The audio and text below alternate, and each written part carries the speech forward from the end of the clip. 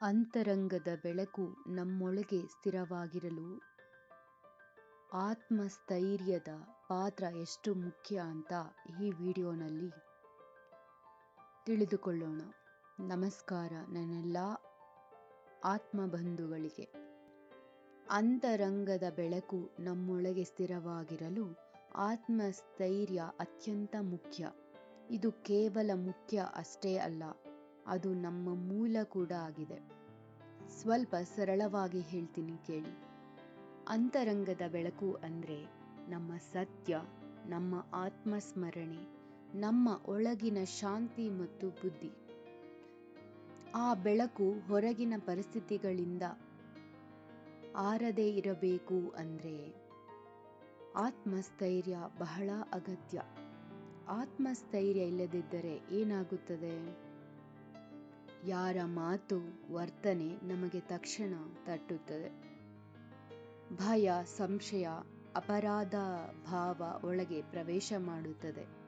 ಒಳಗಿನ ಬೆಳಕು ಮಂಕಾಗುತ್ತದೆ. ನಿಜ ಅಲ್ವಾ? ಅಬ್ಸರ್ವ್ ಮಾಡಿ ನೋಡಿ. ಆತ್ಮಸ್ಥೈರ್ಯ ಇದ್ದರೆ ಏನಾಗುತ್ತದೆ? ಹೊರಗಿನ ಅಲೆಗಳು ಎಷ್ಟೇ ಇದ್ದರೂ ಒಳಗೆ ನಿಶ್ಚಲತೆ ಎನ್ನುವುದು ನಮ್ಮೊಳಗೆ ಸ್ಥಿರವಾಗಿರುತ್ತದೆ.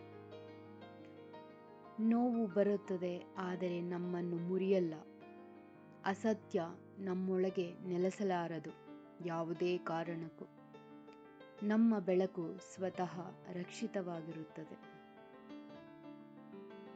ಆತ್ಮಸ್ಥೈರ್ಯದಿಂದ. ಒಂದು ಸಣ್ಣ ಸತ್ಯ, ಆತ್ಮಸ್ಥೈರ್ಯ ಅಂದರೆ ಕಠಿಣತೆ ಅಲ್ಲ, ಅದು ಮೌನದಲ್ಲಿ ನಿಲ್ಲುವ ನಿಶ್ಚಲ ಶಕ್ತಿ, ಸತ್ಯದಲ್ಲಿ ನೆಲೆಸುವ ಧೈರ್ಯ, ತನ್ನನ್ನೇ ತಾನು ಬಿಡದ ಶಕ್ತಿ. ನಮ್ಮೊಳಗಿನ ಬೆಳಕು ಜಾಗೃತವಾಗಬೇಕಾದರೆ ಅದನ್ನು ಸ್ಥಿರವಾಗಿಡಲು ನಮ್ಮೊಳಗೆ ಆತ್ಮಸ್ಥೈರ್ಯವೇ ಕೀಲಿಕೈಯಾಗಿದೆ.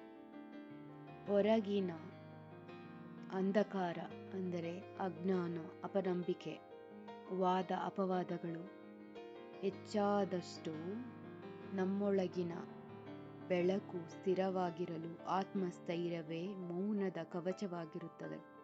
ನಮ್ಮೊಳಗಿನ ಬೆಳಕು ಯಾವತ್ತಿಗೂ ಹೊರಗಿನ ಪರಿಸ್ಥಿತಿಗಳ ಮೇಲೆ ಅವಲಂಬಿತವಾಗಿರಲೇಬಾರದು. ಯಾರ ಮಾತು, ನೋವು, ನಿರಾಕರಣೆ ನಮ್ಮ ಆತ್ಮವನ್ನು ಕದಿಯಬಾರದು. ಅಂದರೆ ನಮಗೆ ಬೇಕಾಗಿರುವುದು ಒಂದೇ ಒಂದು, ಆತ್ಮಸ್ಥೈರ್ಯ. ಆತ್ಮಸ್ಥೈರ್ಯ ನಮ್ಮನ್ನು ಕಠಿಣವಾಗಿಸಲ್ಲ, ಅದು ನಮ್ಮ ನಿತ್ಯ ಸತ್ಯದಲ್ಲಿ ಮೌನವಾಗಿ ನಿಲ್ಲುವ ಅಂತರಂಗದ ಶಕ್ತಿಯಾಗಿದೆ. ಹೊರಗೆ ಎಷ್ಟೇ ಬಿರುಗಾಳಿ ಇದ್ದರೂ ಒಳಗೆ ನಮ್ಮೊಳಗಿನ ದೀಪ ನಂದದಂತೆ ಅದು ಆತ್ಮಸ್ಥೈರ್ಯ ಎಂಬುದು ತೈಲವಾಗಿ ನಿತ್ಯವೂ ಕಾಯುತ್ತದೆ.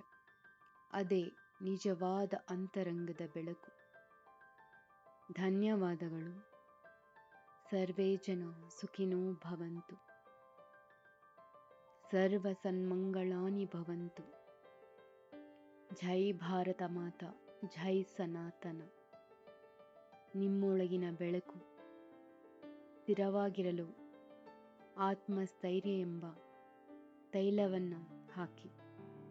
ನಿಮ್ಮ ಅನಿಸಿಕೆ, ಅಭಿಪ್ರಾಯಗಳನ್ನು ಕಮೆಂಟ್ನಲ್ಲಿ ತಿಳಿಸಿ. Thank you.